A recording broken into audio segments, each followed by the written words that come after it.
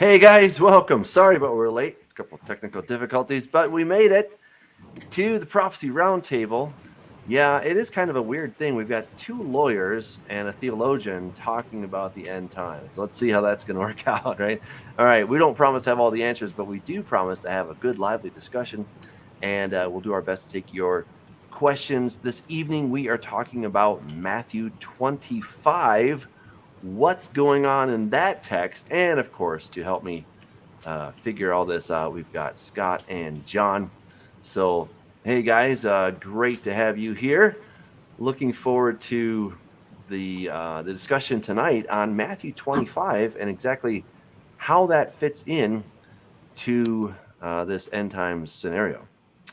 So, we need to get started. We could just start reading the text. What do you guys think? Is that a good place to start? Sure. Your internet is really bad right now. Just an FYI. Thank coming you. through fine to me. Oh, is he? Okay. It could be mine because we're having tornadoes right now. Maybe it's your internet, Scott. Speak for yourself. Could be. Could be. I don't even have internet at my house. I'm at my office and we've got really bad weather coming through. So that could be the case. That works. All right. Well, I'll tell you what. Let's get into Matthew 25. Let's cruise over there. All right. So, a lot of different things in this chapter. I don't know that we can get through all of them, but where would you like to start, Scott? Should we start with the virgins, or should we start with the other parables that he talks about, or just start at the beginning? What do you think? I say start at the beginning. Okay. All right. The kingdom of heaven shall be likened to 10 virgins who took their lamps and went out to meet the bridegroom. Now 5 of them were wise, 5 were foolish. Those who were foolish took their lamps and took no oil with them, but the wise took oil in their vessels with their lamps. And let me just go ahead and make that a little bigger. Okay. But the wise took oil in their vessels with their lamps, but while the bridegroom was delayed, they all slumbered and slept.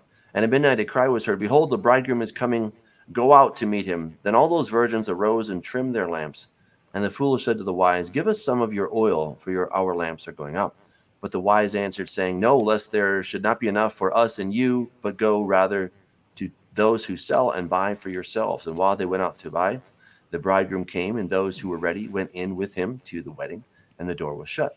Afterward the other virgins came also, saying, "Lord, Lord, open to us." But he answered and said, "Assuredly, I say to you, I do not know you. Watch therefore, for you know neither the day nor the hour in which the Son of Man is coming."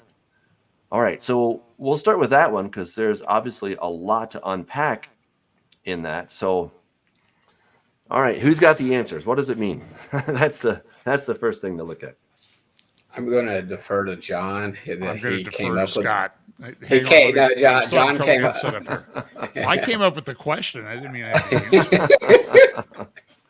Well, and sort of the topic was how some of our dispensational brothers that teach and believe in the pre-trib rapture will use these parables as proof text for the timing of this R word thing, so that they like to call the rapture. So I obviously don't see this being any type of proof text at all for the timing of the gathering. I believe it points clearly to the end of this age, and so And I think that's super important that they understand that. Well, we all understand that. First of all, it's talking about a marriage, right? So we have to understand that the marriage happens when he comes, not 7 years prior, not in a just touching down to the clouds and then he takes them back up and then they're up there for 7 years. That is not what we see in Scripture. In fact, as we continue in this passage, we're going to see really they kind of all interpret one another, So you got a man going to a far country, right? And you got the whole thing with the 5 talents. And I just want to really skip down here really quick. We'll come back in just a second. But it says, when the Son of Man comes in his glory and all his holy angels with him, then he will sit on the throne of his glory. And all the nations will be gathered before him. So this is really the same thing as the parable of the virgins. You have some that go in and some that do not. I think, that is super important to understand here. And this all happens when he comes. This doesn't happen 7 years prior, as some people would like to say, but this is happening at the second coming. And again, 4 years ago, I was oblivious until I started studying what I then called the Jewish feasts. Okay. But this is essentially, I believe, a failure to understand and link the feast, the Moedim, to prophecy, and how Yeshua perfectly fulfilled the spring feast and Pentecost in his first coming.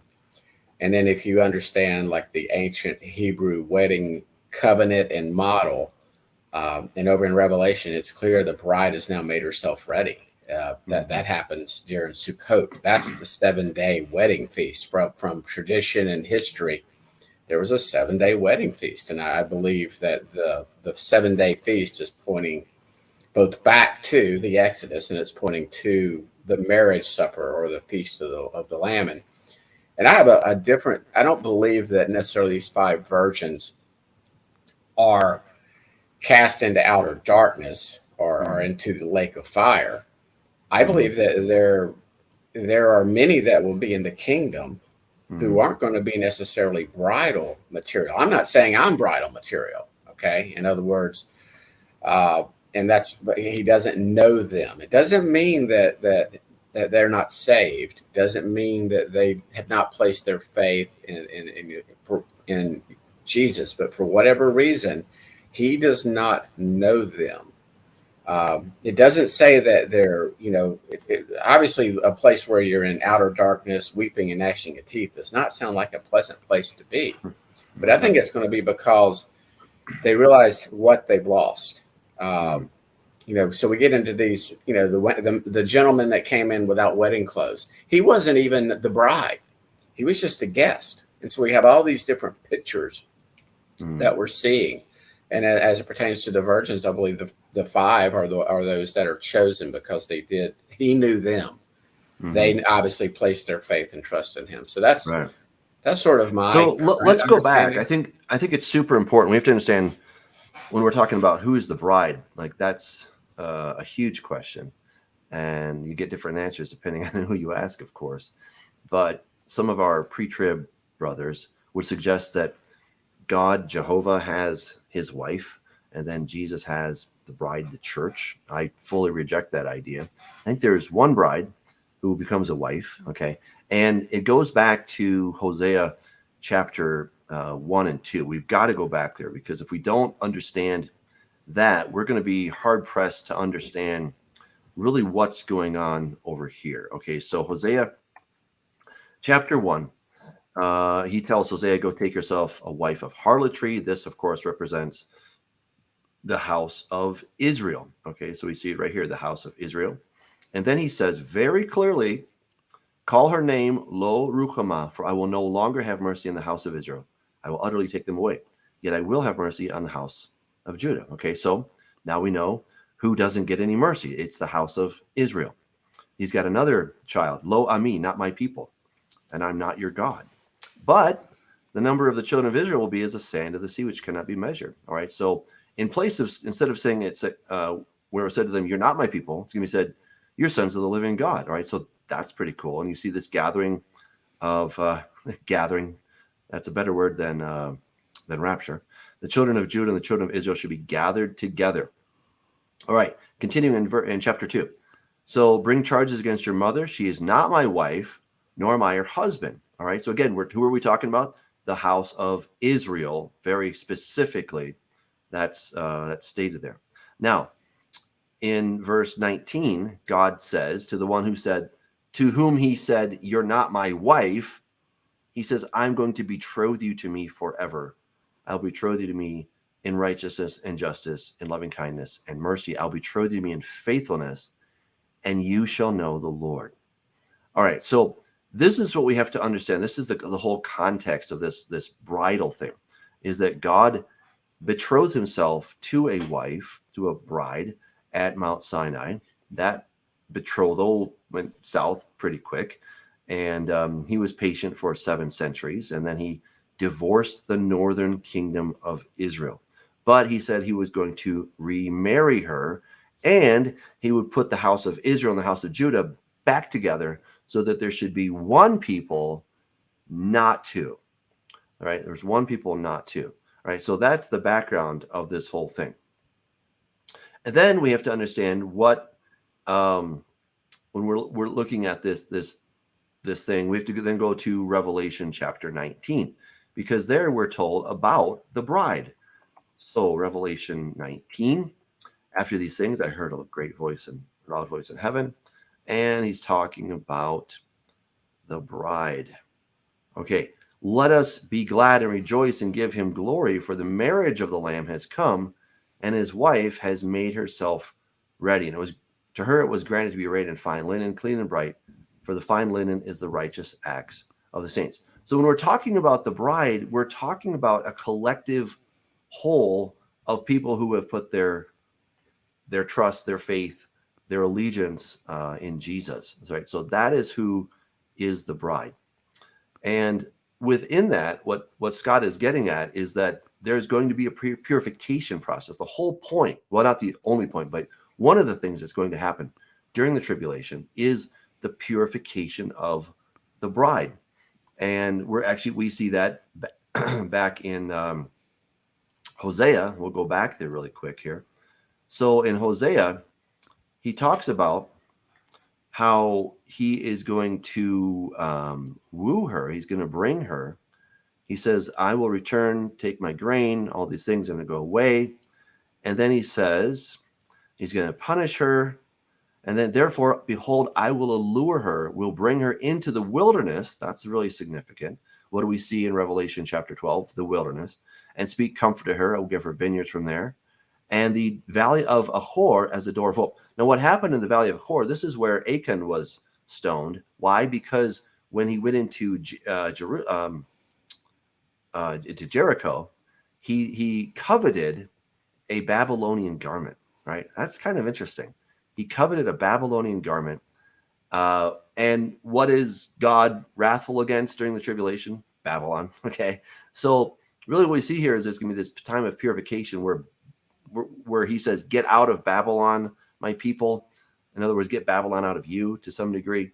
That is also what's going to be happening here. So I would suggest that the 10 virgins are representative of those who are in the wilderness. They're making a profession of faith in Jesus, but they don't endure to the end.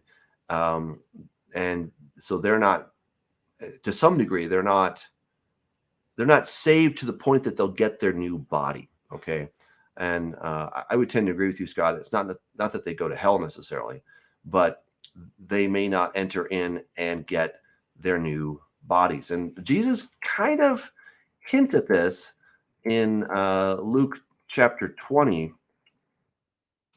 He said, the sons of this age, they marry and are given in marriage. But those who are counted worthy to attain that age and the resurrection from the dead, neither marry nor are given in marriage, right? So there's kind of a hint here that something is going on. They're counted worthy, right? So if we are some of those who are counted worthy, I hope we are, we're going to get our resurrection body, and we're not going to be marrying nor be given in marriage anymore. Because why? We'll be like the angels, equal to the angels, and we'll be sons of God, being sons of the resurrection. However, for those who are not counted worthy, for those who do not, they don't, pass muster, whatever, well, then something else is going to happen to them. So Matthew 25, he's going to have all of the nations will be gathered before him. The sheep will be on his right hand, the goats on the left. And then he's going to say to the sheep, come, you blessed of my Father, inherit the kingdom prepared for you from the foundation of the world. I was hungry, you gave me food, all these things. And they're going to say, Lord, when do we see you doing these things? Well, when you did it to the least of these, my brethren, you did it to me. Now, I think we could certainly apply this in a very general sense to all of humanity, all of time, and that we should really be taking care of the poor and the widows. And absolutely. But I think in the context of what Jesus is saying, that this is going to be the time when he comes back, and the nations, those who are still alive, are going to be gathered before him. And I think it's a question that will be pertinent for that particular time. And what I would suggest is that we're going to have three groups of people. Those who are counted worthy to attain the resurrection, they are going to have their new bodies. Those who are not worthy but did not take the mark of the beast, they will be flesh and blood, and they will then go into the kingdom. They will not get to go into the New Jerusalem. They'll not get to have their new bodies yet, so they don't get those really amazing perks. But they will then build houses, have babies, get married, obviously, and do kind of life, but on a much longer term. And then we have the third group are those who took the mark of the beast, and they will go, they don't pass go, they go straight to jail. And that's the end of the road for them. All right. I yield my time to the counselors. Say something. You're muted. I was deferring to John before I piped in because I tend to talk too much. Well, so as I'm sort of thinking through this, so who, we have all these different metaphors, all these different parables after Matthew 24, 29 through 31. We've got the fig tree, you know what I mean?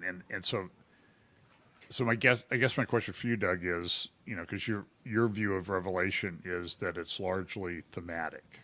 Yeah. Right? I think it's real, but I think the order is laid out in a thematic arrangement. When we look at Matthew 24, though, do you say that that's chronological in the way that it's laid out?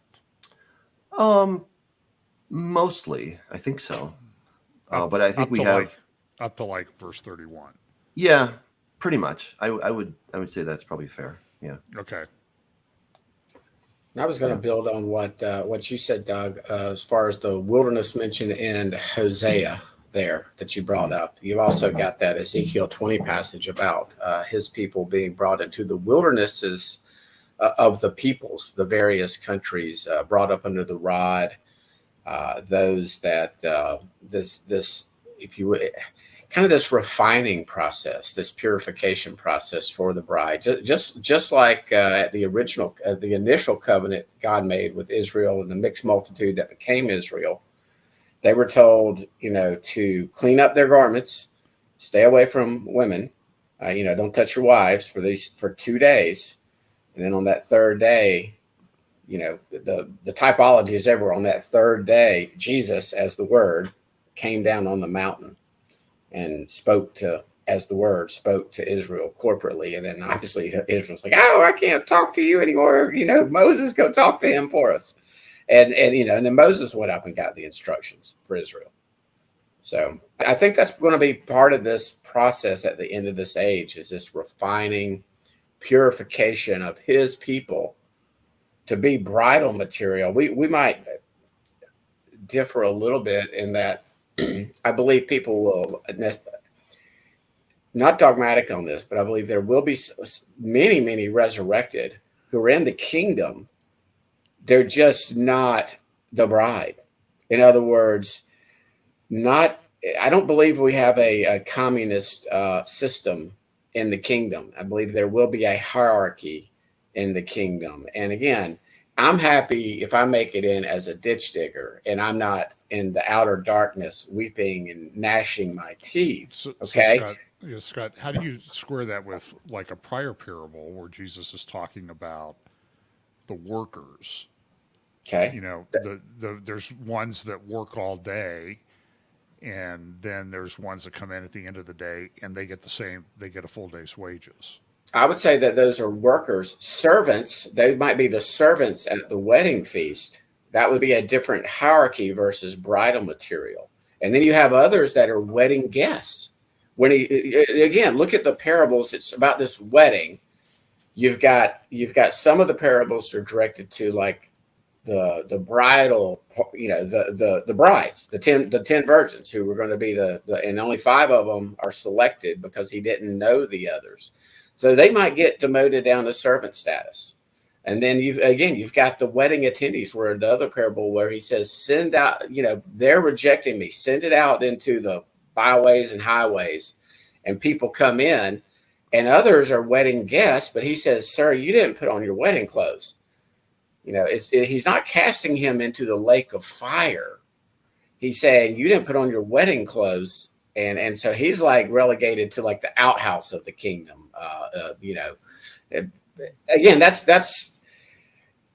sort of the way that's a current understanding. Y'all know me by now. By next year, I could change. And I do believe that again, it's not my job role. That's going to be for Messiah to decide these things. So are these virgins? Are they all brides?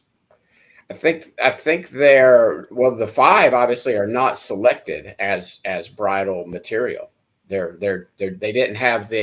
didn't go through the crushing process of the olives to get that pure oil from which to be a light to others. They failed. And he says, depart from me. He doesn't say, I'm casting you into the lake of fire. I think that's something that that I grew up. That's what I was taught. I viewed it through that lens that these, like Matthew 7, he says, depart from me, you who practice lawlessness. I don't think these are people that spoke in his name. I'm not saying that they're false prophets. They prophesied in his name. They cast out demons in his name. They did these things. They obviously had faith. Now, but he says, depart from me, you who practice lawlessness. And again, we all are lawless to a certain extent. Every one of us break the law probably daily. Thank God for the blood. Thank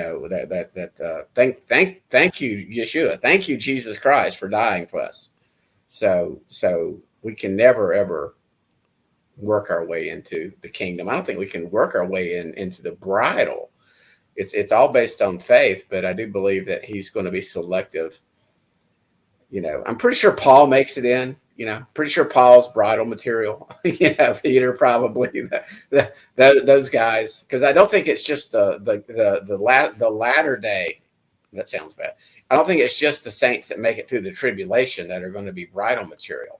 How could you keep out Paul and Peter and the first century saints? How could you keep out certain people that, they might have had some of their theology wrong, but by golly, they love Jesus and they love other people. And they followed him the best they knew how. And again, that's going to be up to the judge to decide, not Scott Harwell. I don't want that job. Now, the bride is going to be judging in the millennium. We're going to be on the throne with him, not equal to him, but ruling with him. So that's a good topic one day. Who's the, what does this bride, his wife, do? We become one with him, but we don't become God. Yeah. So I would suggest that whoever is the bride, whoever makes it to be part of this body called the bride, they're going to have their new bodies, right? So if you're part of the bride, you will have a new body because, look, this is going to be a marriage, right? So in order for there to be true communion between God and a human, then there has to be that, to some degree, and I put this in quotes, but a sort of equality, so that there can be this companionship, this camaraderie. There's no more veil, right? There's intimacy between the man and the woman, using that motif here. So there has to be something. Right now, God has a veil between us. He does not, he cannot fully expose himself to us because it would kill us. So in order to have this kind of intimacy, there has to be that that ability to be fully in his presence. And so I would suggest that those who get their resurrected body are those who are part of the 5 wise virgins. And the ones that don't are going to be relegated to, you get to stay human, you get to stay mortal during this time. You then get to go back and have a family. You can do kind of regular human stuff during the millennium. And so I would presume if that's the case, they're all going to make a wise choice at that point. But and then during the millennium, people will have the opportunity to become part of this thing called the bride. They will be able to go up to Jerusalem. They can take of the river of life, and then they can take of the trees, the leaves of the tree of life, for the healing of the nations, right? So they have an opportunity to be transformed during the millennium, but sadly, some are going to make quite the other choice. Let's go to the next parable, because again, like Yeah. John pointed out, it talks about we were shifting from virgins and potential brides, Right, to servants. yeah. For the kingdom of heaven is like a man traveling to a far country, who called his own servants and delivered his goods to them. And to one he gave 5 talents, to another 2, and to another one, to each according to his own ability. And immediately he went on a journey. Then he who had received the 5 talents went and traded with them and made another 5 talents. And likewise, he who had received 2 gained 2 more also. But he who had received 1 went and dug it in the ground and hid his Lord's money. After a long time, the Lord of those servants came and settled accounts with them. So he who had received 5 talents came and brought 5 other talents, saying, Lord, you delivered to me 5 talents. Look, I've gained 5 more talents besides them. His Lord said to him, well done, good and faithful servant. You were faithful over a few things. I will make you ruler over many things. Enter into the joy of your Lord. He also, who had received 2 talents, came and said, Lord, you delivered to me 2 talents. Look, I've gained 2 more talents besides them. His Lord said to him, well done, good and faithful servant. You've been faithful over a few things. I will make you ruler over many things. Enter into the joy of your Lord. Then he who had received the 1 talent came and said, Lord, I knew you to be a hard man, reaping where you have not sown, gathering where you have not scattered seed. And I was afraid and went and hid your talents in the ground. Look, there you have what is yours. But his Lord answered and said to him, you wicked and lazy servant, you knew that I reap where I have not sown and gather where I have not scattered seed. So you ought to have deposited my money with the bankers, and at my coming I would have received back my own with interest. Therefore take the talent from him and give it to him who has 10 talents. For to everyone who has, more will be given, and he will have abundance. But from him who does not have, even what he has will be taken away. And cast the unprofitable servant into the outer darkness. There will be weeping and gnashing of teeth. All right. And then we see that the Lord comes with his on his glory and his holy angels with him, and he will sit on the throne of his glory. And then, of course, he's going to judge. All right. Well, it seems like this servant judgment happens maybe at the Bema seat prior to the Yom Kippurim Day of Atonement's judgment of the sheep and the goats. In other words, this is a servant, obviously a very lazy servant, one that was scared almost. Doesn't say he was evil. It doesn't say that he didn't have faith in Yeshua. Mm-hmm. It's almost like there is going to be it's not going to be communism in the kingdom. In other words, it's not everybody who had faith to get in the kingdom is not necessarily, it's not like a participation trophy, if you will, for the rewards part of this aspect. Mm-hmm. In other words, covered under the blood. Mm-hmm. But so this servant, I believe the servant's in. I would caution that servant. No, you read this parable, please, because even if you're in the kingdom, you don't want to be in this part of the kingdom, sir or ma'am. This is not a good place you want to be. I'm not advocating to be this lazy and wicked servant that does nothing with their talent. Because again, I don't think this is obviously not talking about money. It's a talent that Jesus has given this servant. He is a servant. He just chose to wait, to not even to waste it, to do nothing with it. So I don't see that this is any to the topic about, this being some type of argument or proof text for a pre-tribulation rapture is I see nothing there. That's where that part is preposterous. We can talk about this other issue, mm-hmm. Kind of a separate topic, but I do see them related because I see it more this happening at the Bema seat judgment after the resurrection.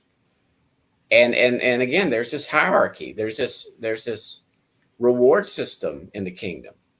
I think it's important to note that, what you're saying, that there's definitely a reward system. You will be rewarded for what you have done, which John pointed out already, that we have the parable of all these guys who work in the field. Some start early, some start late. They all get paid the same, right? That is salvation, right? That is the gift that the Lord decides to give to all, regardless of how worthy they think they are. He gives it to the guy who squeaks in at 5:30, and works for half an hour. He gets paid the same as the guy who started at 6:30 in the morning. Doesn't exactly seem fair. Well, that's true, but that's God's prerogative to give that gift of salvation, freely given, not earned, is the point there. But then when you've made that profession of faith and you have been forgiven, now there's this sense of, okay, what have you done with your life? Okay, what have you done with the opportunities, with the talents, with the money, the resources, whatever God has given you? What have you done with that? And there is going to be a day of accounting, okay? And you have to give account for what you did. I think it's really appropriate that we go to 1 Corinthians chapter 3, because this is what Paul is talking about as well. If anyone builds on this foundation with gold, silver, precious stones, wood, hay, straw, each one's work will become clear, for the day will declare it, because it will be revealed by fire. And the fire will test each one's work of what sort it is. If anyone's work which he has built on it endures, he'll receive reward. If anyone's work is burned, he will suffer loss, but he himself will be saved, yet so as through fire. And Jesus said something rather similar in Matthew 5. He says, whoever breaks the least of these commandments and teaches men so shall be called least in the kingdom. But whoever does and teaches them, he shall be called great in the kingdom. So we have kind of really similar themes here, that when you are living for God, you're doing the things that he told you to do. You'll be considered wise, like a wise virgin. You'll be considered a good steward. You'll be considered great in the kingdom. But when you act foolishly, when you don't take the resources that God has given you and you spend them frivolously, then you're considered an unwise virgin. You're a wicked servant, not really a good thing. And you get by on through the skin of your teeth, right? You're saved, but as though through fire, right? So there's definitely something there as a cautionary tale. Again, you're saved. Paul says that you're saved, but you're squeaking in. I think that's what we have to look at. Yeah, and again, it's just it doesn't paint this, hey, place your faith in Jesus. Again, like you just said, you're saved. You get your new body. You get in the kingdom, but you're there. Look, I'm happy if I'm just right now with my life and the way I've lived it. I'm happy if I'm just not cast into outer darkness or where there's weeping and gnashing of teeth. I'm okay being a cockroach in the wedding feast. All right, just don't squash me. I want to at least have on some bright. I want to be a guest, if you will, at a minimum.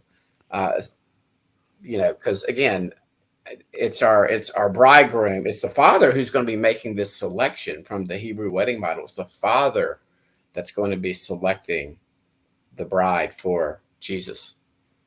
So, So I want to bring up another thing based on what I've read from Jacob Prash's book, or Pozzo, because I think it sort of fits in here that there's a timing issue as to when Jesus was giving these parables.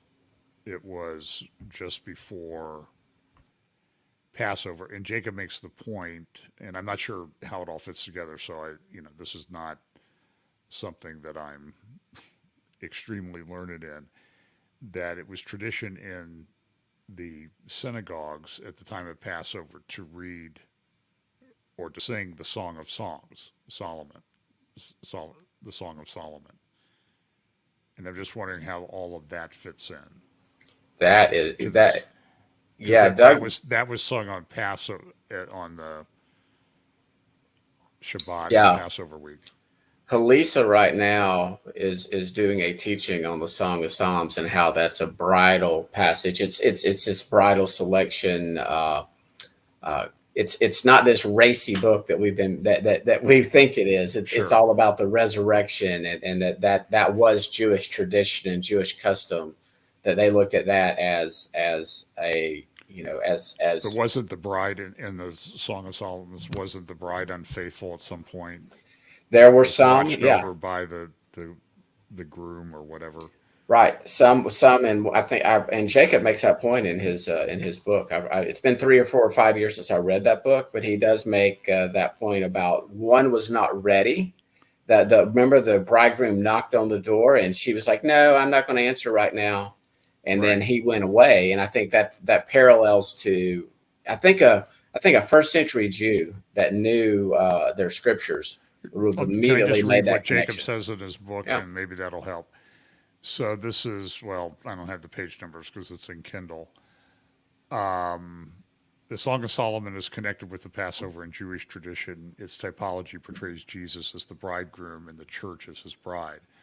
In chapter 5, the bridegroom is anointed for burial with myrrh and goes up to the mountain of myrrh to offer a sacrifice for the bride, just as Jesus goes to the mountain of myrrh, also called Calvary, to die for his bride. The Song of Solomon brings around 2 dreams found in chapters 3 and 5. In chapter 3, the bride is ready for the bridegroom, and it is her best dream. In chapter 5, she is not ready. She misses him, and it is her worst nightmare. Drawing on what is read in the synagogue at Passover time, Jesus takes the Song of Solomon and explains it in Matthew 25 in the parable of the wise and foolish virgins. The point of the parable is that some will be ready for his coming and others will not. The return of Christ will be either our best dream or our worst nightmare. Note that Jesus continually explains both the eschatological and messianic meanings of the liturgical text used in Passover at the time of Judaism. And then he goes on to note that 40 days later at Pentecost they read Ruth, which talks about the taking of a Gentile bride. And it also talks about the harvest. So he makes a point that Pentecost is when the Gentile bride is taken, and then it follows a harvest of Jewish souls. So that's the point that he makes. And So I don't know that he would agree that the foolish virgins make it, I think. And they may not. I mean, again, that's going to be up to Jesus. That's going to be up to the judge. That's going to be up to the Father doing the selecting. Again, I don't think we can be too dogmatic on this. I do think if somebody had posted about how that they think gnashing of teeth is being cast into the lake of fire. Well, that's sort of what you're assuming, but that's not what the text says. The lake of fire does not come. That judgment does not come until the end of the 7th day or the millennium. And that's the great white throne judgment, which is distinct from the Bema seat judgment and distinct from the sheep and goats judgment. Got some different judgments. I have to take a little issue with that because I think we would differ. Well, you can be wrong. So I don't know. No, you could too. So Matthew 25, I think, tells us point blank what is going to happen to the goats, right? So depart from me, you cursed, into the everlasting fire prepared for the devil and his angels. And that's a different judgment. No, that's not. No. That's on Yom Kippurim. So you're telling me the Bema seat judgment is the same as Yom Kippurim sheep and goats judgment? No, they're not the same. Well, but clearly at the sheep and goats judgment, yeah, I'm talking about the goats here. Okay. Well, that's a different. They're out. Maybe it's separated by a couple of days. I mean, 10. It's not separated by maybe. I mean, 10. Pretty sure. Not by many. I think that's the point. It's not by many. But as far as the people being cast into the lake of fire, that happens immediately for the for the beast and the false prophet. Okay, so we have that in Revelation 19. So it says the beast was captured with him, the false prophet, who worked signs in his presence, by which he deceived those who received the mark of the beast and those who worship his image. These two were cast alive into the lake of fire, burning with brimstone. Now, if we cruise over to Daniel chapter 7, we see the same thing, right? And he says, I watched till thrones were put in place. The Ancient of Days was seated. His garment was white as snow. The hair of his head was like pure wool. His throne was a fiery flame. Its wheels a burning fire. A fiery stream issued and came forth from before him. 1,000 ministered to him. 10,000 times 10,000 stood before him. The court was seated and the books were opened. And I watched then, because of the sound of the pompous words of the horn was speaking, I watched till the beast was slain and its body destroyed and given to the burning flame. So I think something that's really important we have to understand here is that the fire of Gehenna is coming from God himself, right? He is the source of that fire. We see this in Isaiah 30, verse 33. For Tophet was established of old. So Tophet and Gehenna are the same place. For the king, Satan, it's prepared. He has made it deep and large. His pyre is fire with much wood. The breath of the Lord, like a stream of brimstone, kindles it. All right, so the fire, and this is what Paul is talking about back there in 1 Corinthians chapter 3, right? That gold, silver, precious stones, wood, hay, and straw, each of our works are going to be exposed, I would argue very literally, to God's fire, because God is he's fiery, okay? And we're going to be exposed to him. So if we have our new body, the Bema seat is for those who have a new body. And then we will be judged, whatever those works are. I would suggest that they are going to actually be somehow overlaid on the white garment that's free, by the way. But these are the merit badges. These are the Boy Scout badges that we get to earn through our lifetime. And we're going to have some gold, some silver, some precious stones, and then hopefully not too much, we're going to have some wood, hay, and straw. And that is all going to burn up when we're exposed to God's I'm going to fire. have a bonfire. Nobody wants to be near me on Judgment Day, because there's going to be like a pyre, just a Right. Okay. So, whether that happens 10 days before the Yom Kippur, whatever, it doesn't matter to me. Maybe you're right, Scott. I don't know. But shortly thereafter, we then have the Yom Kippur judgment, the sheep and the goats. And that is when the sheep and the goats are people that are not saved. They don't get their new bodies. But these are people who will either remain mortal, go into the millennium. They'll build houses, get married, have children, etc. Or they're people that have taken the mark of the beast and they have sided completely with Satan, and then they are going to receive the same fate as the beast and the false prophet. They're going to go into that lake of fire that was prepared for Satan and his angels. Would you say they go to a holding place until the great white throne judgment, though, and then they get resurrected? It says you don't be part of that second resurrection. Not in my opinion. Not in my opinion. So you believe they're immediately cast in the lake of fire? I think that's their final judgment. They don't get another day in court. They're not resurrected. The final great white throne judgment, and in Revelation 20, is for all those who died in a bad state. Okay, who died completely apart from Christ, wicked, and etc. And so that is going to be when they will then get their day in court. They're going to be resurrected at that point. But if you came through the tribulation and you took the mark of the beast, then it's we agree 100% on that. The only thing I'm saying is, do they go immediately into the lake of fire then, or do they go into like the abyss? Are they in a not good place of Sheol, if you will, until they are ultimately at the end of the seventh day, then cast in? Yeah. It doesn't matter. It's not a good place to be. Yeah. Yeah.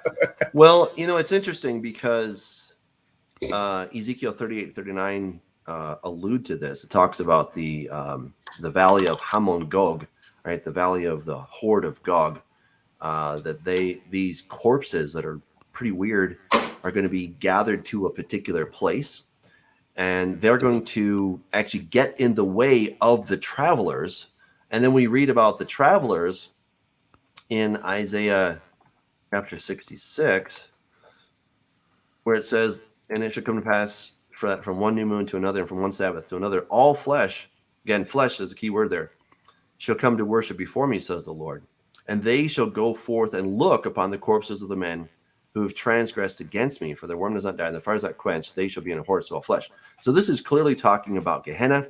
This is what Jesus was actually quoting when he said their worm does not die and the fire is not quenched, when he was talking about that place known as Gehenna. Gehenna, Tophet, they're all the same place. And actually, if we look at the geography, it would seem that we, I'm hearing a lot of feedback. I know if somebody doesn't have their headphones on or something, I don't know.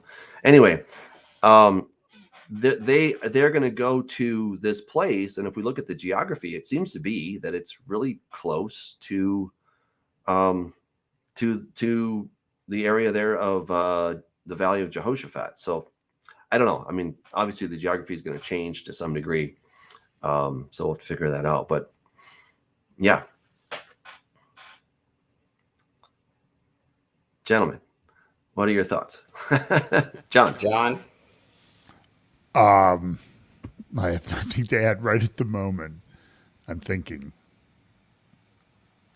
So here's a question from Joel, who makes a statement that there's only one judgment.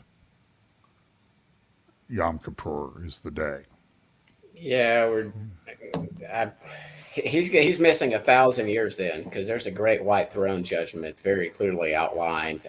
Joel, are you a amillennial or post-millennial, or don't believe in a literal seventh day? And maybe we could have Joel on and we could have this discussion. But I don't believe that those at the Bema seat are going to wait 1,000 years to get their rewards.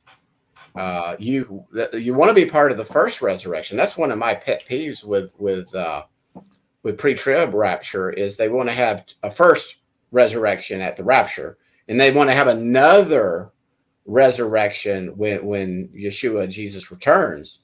And that's really the second first resurrection. And that's just, it makes no sense. But for Joel to say there's only one judgment. Joel's pre-mill, by the way. Yeah, I assume so. I just don't know how he says there's only one judgment, because you've got the great white throne judgment. You don't want to be part of that second resurrection. Those of us that are part of that first resurrection, whether we're brides, servants, wedding invitees, no matter what our role is in the kingdom, we're not going to be part of that second resurrection at the very end of the next stage, that seventh day. You don't want to be part of that resurrection and that judgment. You don't want to be part of the sheep and goats judgment, for that matter. Again, I do believe those 10 days between Yom Teruah, Feast of Trumpets, when we are gathered to the cloud to be with him, and between then and Day of Atonements, is for those Jews who have not placed their faith in Messiah yet, but did not take the mark, and those of the nations who had not placed their faith in Jesus. And they do have those 10 days to essentially say, hey, they're going to see the resurrection of the two witnesses, which I believe is the whole body, and the two literal dudes, probably, Doug. I don't discount your view on that. But when this sign of the Son of Man appears in the sky, and there's a resurrection, and there's people, I believe probably two literal people, coming to life again, there's going to be a lot of people that haven't already taken the mark that are going to go, whoa, everything, these little Bible stories I heard, these little things, I'm on the wrong team. So, are they already cut off then? Which ones? The ones who they're sort of like, oh, well, maybe this all was true. Yeah, I think they're the ones that go to the sheep and goats judgment on 10 days later.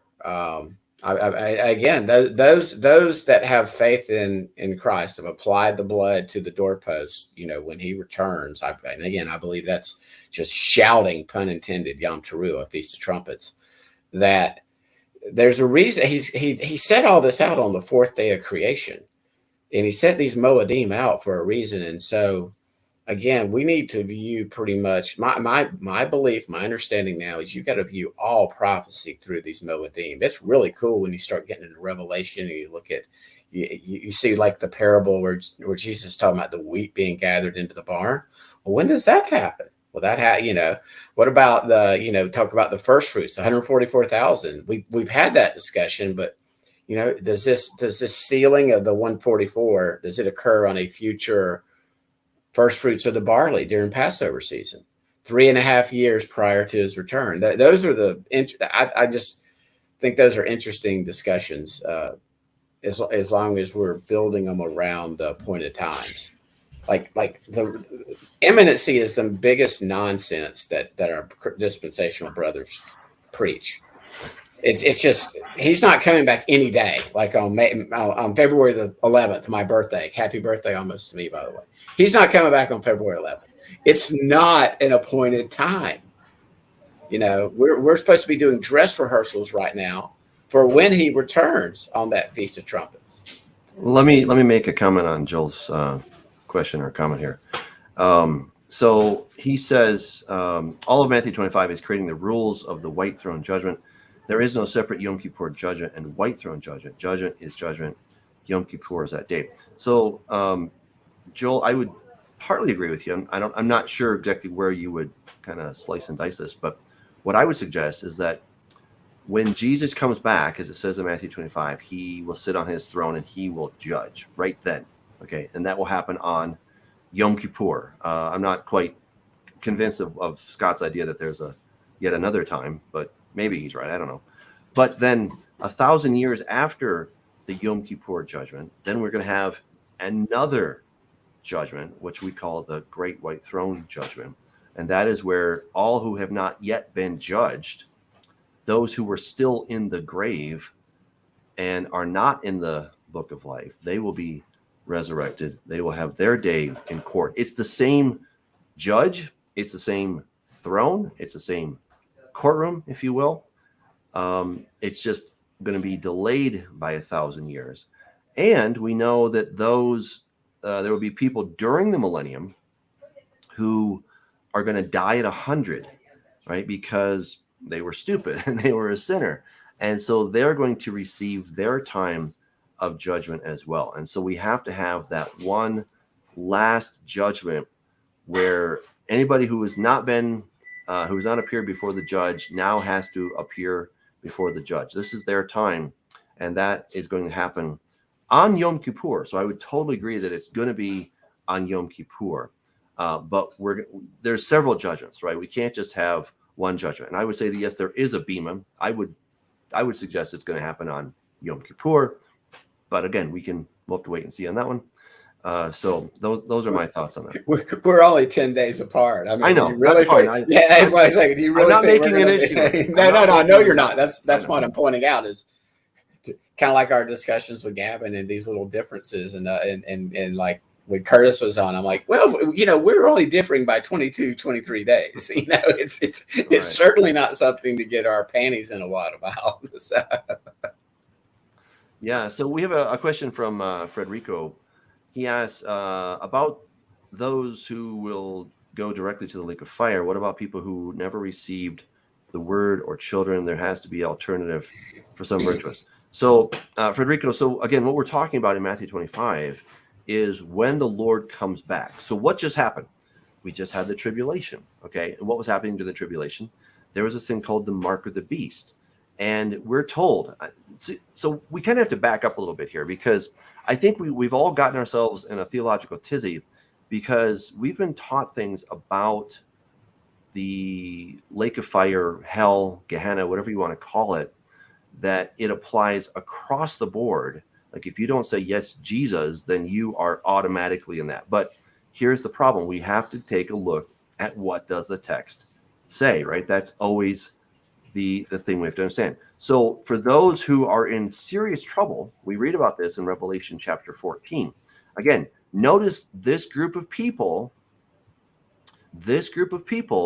are those who worship the beast and his image and receive his mark on their forehead. If they do that, if you've done these three things, then he himself shall also drink of the wine of the wrath of God, which is poured out full strength in the cup of his indignation. He shall be tormented with fire and brimstone in the presence of the holy angels and in the presence of the Lamb. And the smoke of their torment ascends forever and ever. They have no rest day or night who worship the beast and his image, and whoever receives the mark of his name. So we have to understand that this is not a blanket application to all who simply, and I put that in quotes, who simply reject Jesus. It's not a good thing to reject Jesus.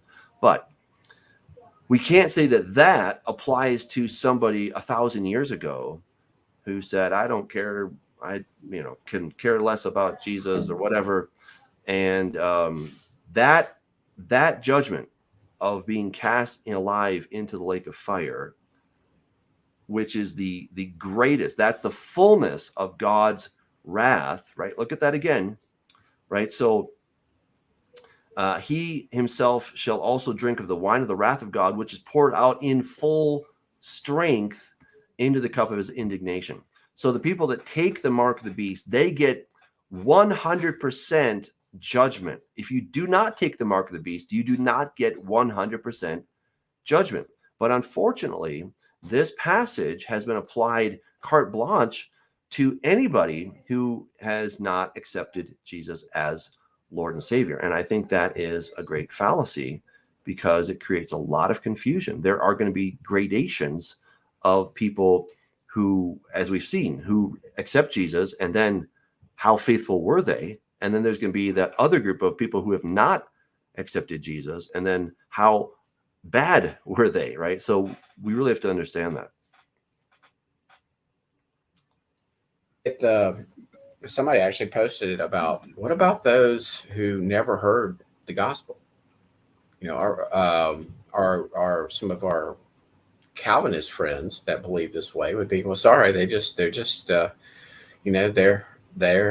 just created to be cast into the lake of fire.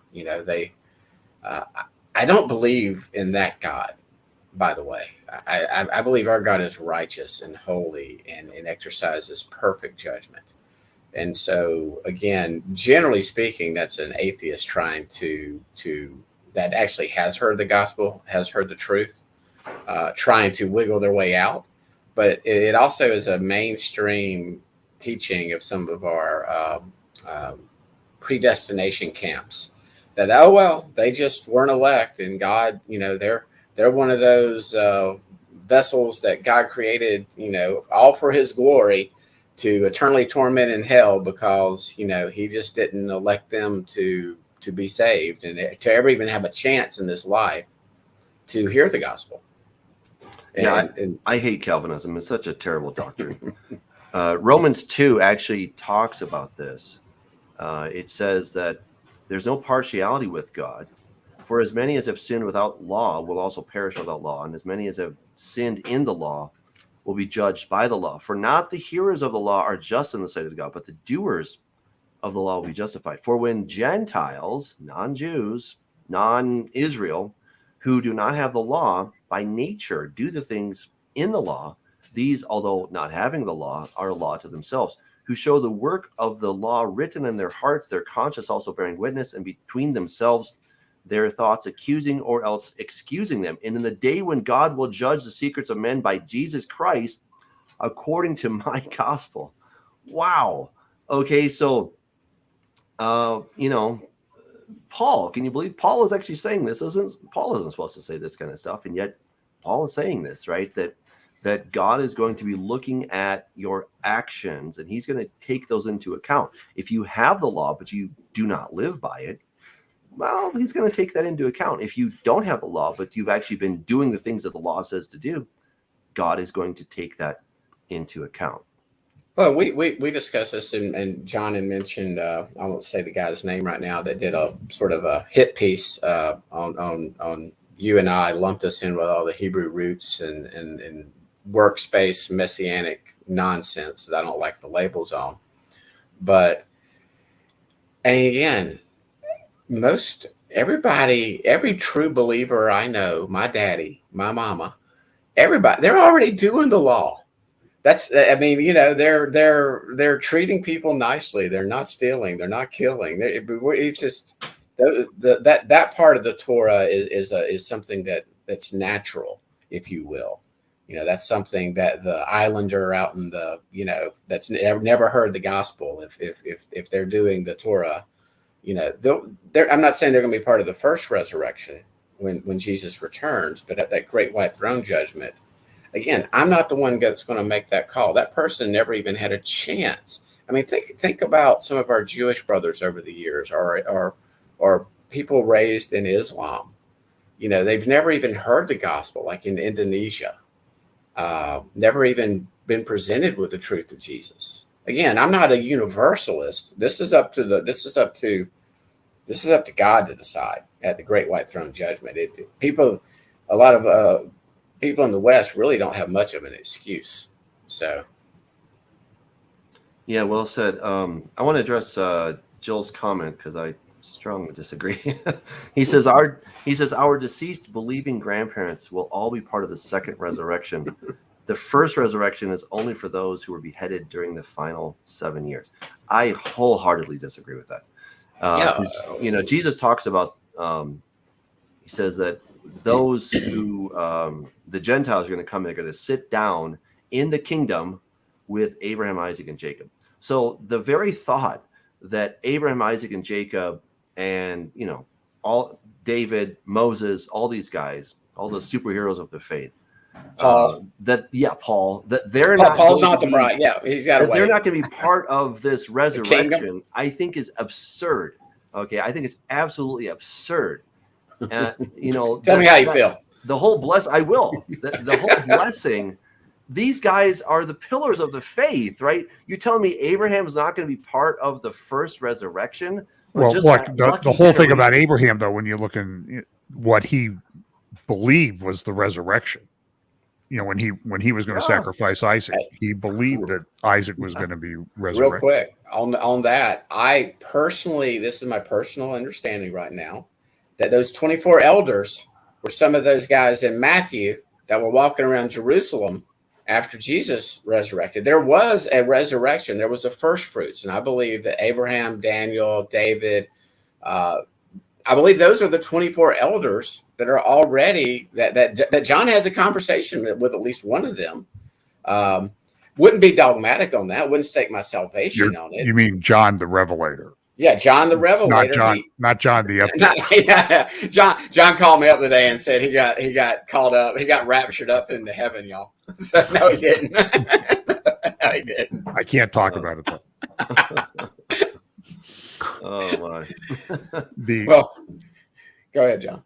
Well, the one thing I'm sort of getting from these discussions that we have is that a large chunk of the millennium is going to be, theological, is going to be seminary to kind of get us all straight and on the same page. I think those in the kingdom with their new resurrected bodies are going to be learning Torah, learning instructions, learning holiness, learning more about our I think we're going to be learning about God for eternity and how much he loves us. I mean, he's the one that did this. Think about it. Curtis is the one that picked up on this, or that God showed him this, and I heard it, and it made sense. Why would he make this creation? Why would he even do this? He was lonely. I mean, if you're this all-powerful, all-knowing, omniscient being, why would you create people? I think it was for love, and so people could choose to love him, and that's why I'm with you, Doug, and I'm even more like, gosh, Calvinism is just pure evil. It's Augustinianism, which he got from his Greek philosophy of determinism. And then our Reformed brothers in the 1500s, 1600s, they stopped reforming at Augustine. Yep. They really did. Calvin stopped reforming at Augustine. He's like, okay, Augustine, he got it right. We're almost out of time, but we have a question here from Lois Shurik. She asks, or he, I'm not sure, who are gathered together to battle in Revelation 28, deceive the nations which are in the four fourths of the earth or something, Gog and Magog, to gather them together to battle. Number who is as the sand of the sea. So who are these people? Well, so this is time for a little commercial break here. So in Corrupting Image volume 3, which is now out in paperback. All right, I know you guys are all excited. You can get that on Amazon right now. I will have a digital copy available on my website soon, douglashamp.com. But you can go to Amazon. You can get that. I bring that up because I went and did some pretty exciting research on the word Gog, and I traced it back to Sumerian, which is one of probably the oldest language in the world, the oldest extant language that we know about. And based on that, I discovered the meaning of that word. And once you understand what it means, it just means enmity or death, then, or hostility, right? So then once you understand that, you're like, oh, okay. So this player, this character is active during the tribulation, and the same character and those who are working with him is alive and doing his thing after the millennium. So understanding what the word means really helps us to understand. So basically, it's Satan, okay? To give a long story short, it's Satan who is doing all this dirty work. And he's the one who is the enemy number one against God's kingdom. And he, of course, is going to be very active during the tribulation, and he'll be active after the millennium, okay? Oh, awesome. So, yeah, guys, I hope you will get the book. Again, it's available on Amazon. I know a lot of you have been waiting for that. I am super excited about it. So check that out. Corrupting Image, Volume 3. If you like it, leave an amazing review. If you don't, well, you don't have to leave a review, but I think you'll like it. So check that out. I want to thank everybody for joining us once again. We will be here next week. So